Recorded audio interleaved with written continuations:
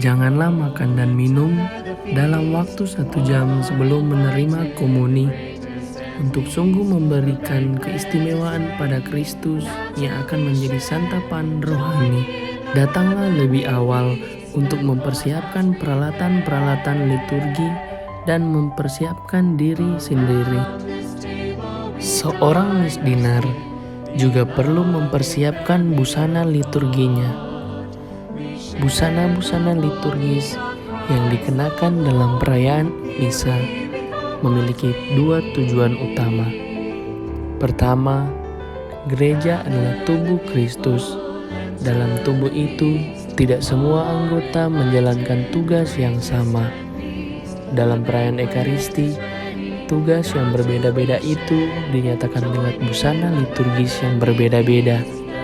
Jadi busana itu hendaknya menandakan tugas khusus masing-masing pelayan.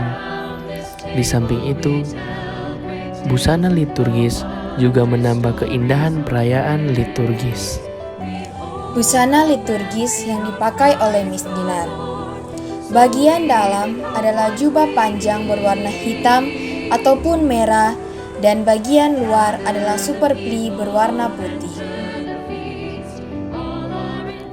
Ketika perarakan masuk, pembawa turibulum melakukan pendupaan dengan serangkaian ayunan tunggal atau singulis ictibus. Seorang pembawa navikula dapat mendampinginya berjalan di sebelah kirinya. Cara pendupaan yang paling lazim dipakai oleh misdinar adalah dengan 3 kali ayunan ganda tribus ductibus. Wiruk diayunkan ke depan dan ke belakang 2 kali ke arah benda atau orang yang didupai, lalu diturunkan lagi. Ayunan ganda ini dibuat sebanyak 3 kali. Pendupaan dengan 3 kali ayunan ganda tribus ductibus dilakukan untuk penghormatan sakramen Maha Kudus, relikwi, salib suci, dan patung Tuhan yang dipajang untuk dihormati secara publik. Bahan persembahan, salib altar, kitab Injil, lilin Paskah, imam dan umat, serta jenazah.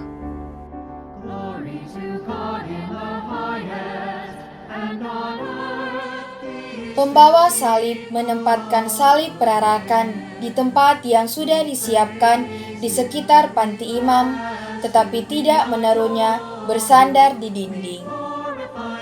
Jika sudah ada salib altar, maka pembawa salib tidak menaruh salib perarakan di samping altar, melainkan di tempat lain di luar panti imam, tetapi tidak di dalam sakristi.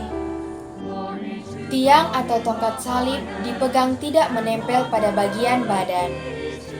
Bagian bawah dari tongkat atau tiang salib dipegang dengan tangan kiri, sedangkan bagian atas dipegang oleh tangan kanan, kira-kira sejajar atau sedikit di bawah pandangan mata. 2 orang pembawa lilin membawa penyangga lilin dengan kedua tangannya. Bagian bawah dari penyangga lilin dipegang dengan tangan kiri, sedangkan bagian atas dipegang dengan tangan kanan, kira-kira sejajar atau sedikit di bawah pandangan mata.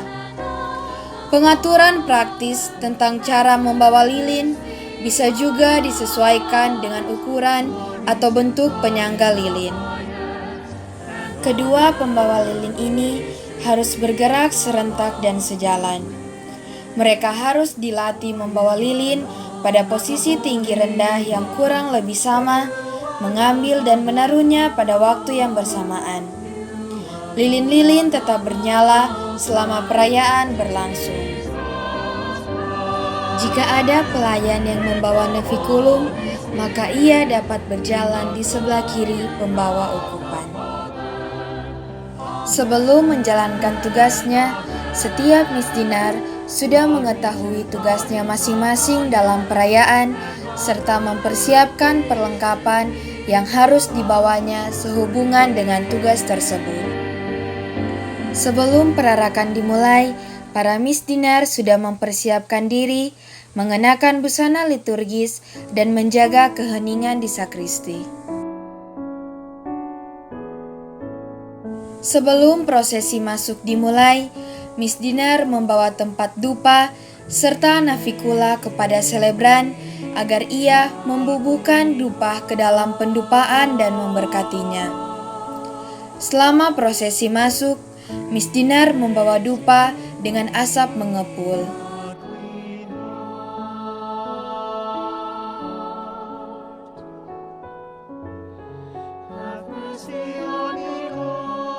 Para Miss Dinar turut dalam perarakan masuk sebagai pembawa lilin, salib, dan ukupan. Dalam perayaan Ekaristi Maria, perarakan diatur sebagai berikut.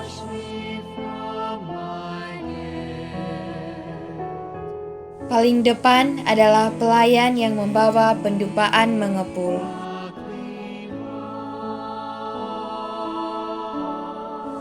Pelayan yang membawa salib perarakan yang diapit oleh pembawa lilin. Pelayan-pelayan lain. Diakon atau akolit yang membawa evangeliarium yang sedikit diangkat. Paling belakang yaitu imam.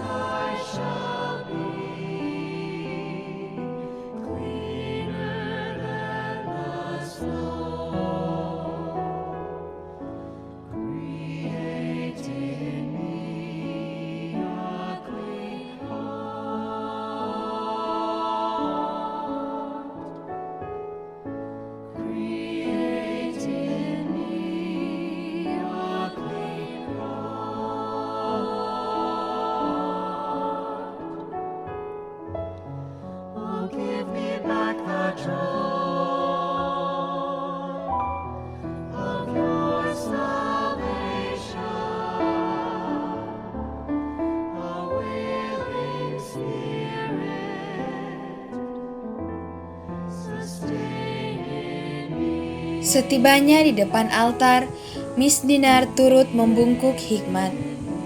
Namun, jika tabernakel berada di belakang altar, maka imam, Miss Dinar, dan pelayan lain berlutut.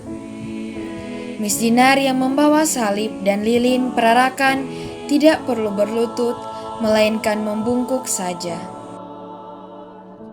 Miss Dinar pembawa lilin meletakkan lilin-lilin perarakan di dekat altar atau di meja credence. Jika diadakan pengukupan, Miss Dinar mendampingi imam atau diakon mempersiapkan dan mengukup altar.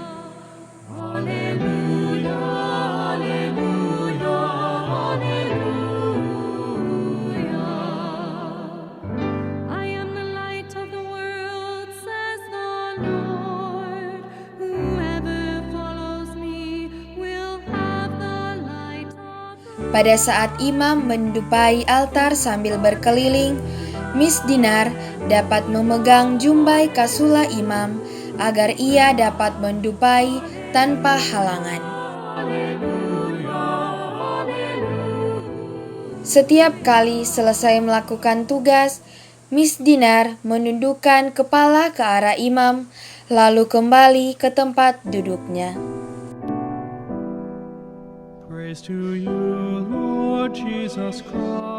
Pada saat lektor naik ke mimbar untuk membacakan bacaan kedua, Miss Dinar pembawa ukupan dan navikula menuju ke sakristi untuk mempersiapkan ukupan. Pada saat menyanyikan bait pengantar Injil, Miss Dinar pembawa ukupan dan navikula masuk kembali ke panti imam dan membawa ukupan kepada imam. Imam mengisi pedupaan dan memberkatinya. Sesudah itu, mereka menuju ke depan altar bersama dengan pembawa lilin. Pada saat yang sama, Miss Dinar pembawa lilin menuju ke meja credence atau tempat lain untuk mengambil lilin bernyala, lalu bergerak menuju ke depan altar sambil berdiri di sana. Pada saat imam mengambil evangeliarium dari atas altar dan bergerak menuju ke mimbar, para Miss Dinar serentak menundukkan kepala dan berjalan hormat menuju ke mimbar. Pelayan pembawa ukupan membantu imam dalam pengukupan evangeliarium. Miss Dinar hanya menggunakan lilin bernyala untuk mendampingi pembacaan Injil. Bacaan-bacaan lain dan doa umat tidak perlu didampingi. Sesudah pembacaan Injil, pelayan pembawa lilin dan pembawa ukupan kembali lagi ke depan altar, menundukkan kepala, dan kembali ke tempatnya masing-masing.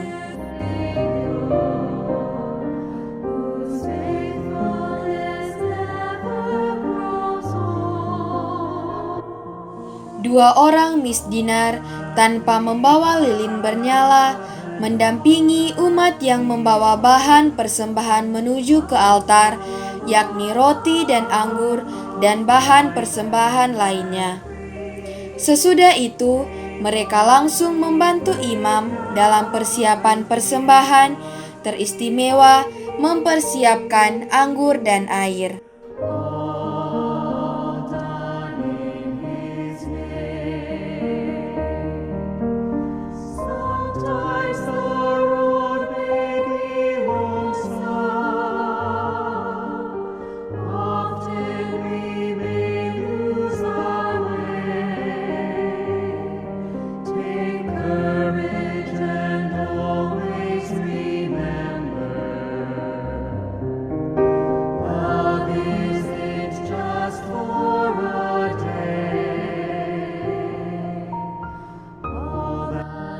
Miss Dinar pembawa ukupan dan navikula membantu imam mempersiapkan pengukupan dan mengukup bahan persembahan dan altar. Sesudah itu, Miss Dinar mengukupi imam dengan 3 kali ayunan ganda.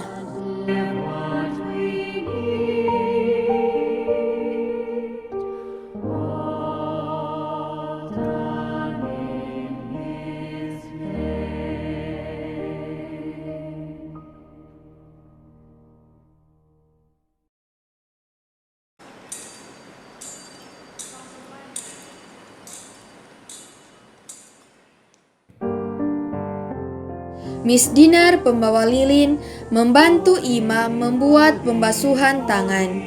Sementara itu, Miss Dinar pembawa ukupan dan navikula mengukup umat beriman dengan 3 kali ayunan ganda.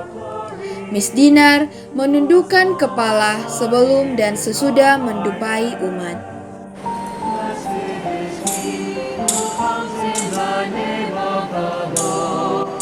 Sesudah doa atas persembahan, seorang Miss Dinar membunyikan lonceng atau gong sebagai tanda dimulainya doa syukur agung.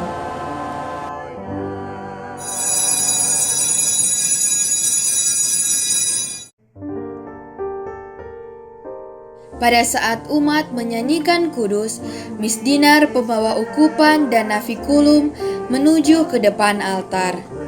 Petugas lain berada di tempatnya masing-masing.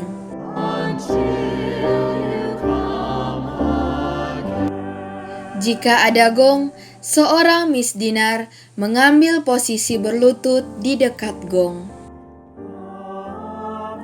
Miss Dinar membunyikan lonceng sesudah imam membuat tanda salib atas roti dan anggur di atas altar sebagai tanda permulaan kisah institusi.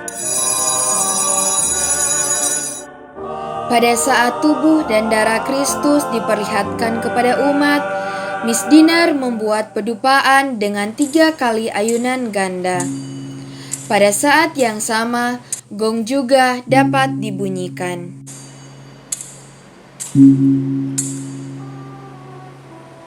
Pada saat imam berlutut, Miss Dinar membunyikan lonceng. Sesudah itu, pada saat umat menyanyikan aklamasi, Miss Dinar pembawa ukupan dan navikula kembali lagi ke tempatnya semula. Pada saat doksologi, Miss Dinar tidak perlu mengukup dan tidak membunyikan lonceng.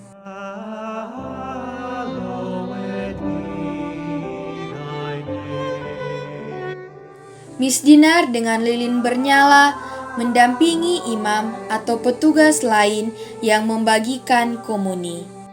Sesudah komuni, para Miss Dinar membantu imam membersihkan piala dan patena di sisi altar atau di meja credence.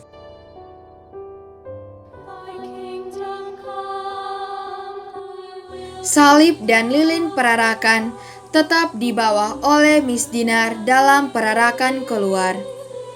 Pedupaan dan navikula juga evangeliarium tidak lagi dibawa serta dalam perarakan keluar. Para petugas lain turut serta dalam perarakan keluar. Setelah imam mencium altar, para Miss Dinar turut serta membungkuk hikmat ke arah altar. Bersama dengan imam, mereka berjalan keluar menuju ke sakristi. Sesampai di sakristi, para pelayan juga turut membungkuk hormat bersama imam yang membungkuk di hadapan salib atau gambar.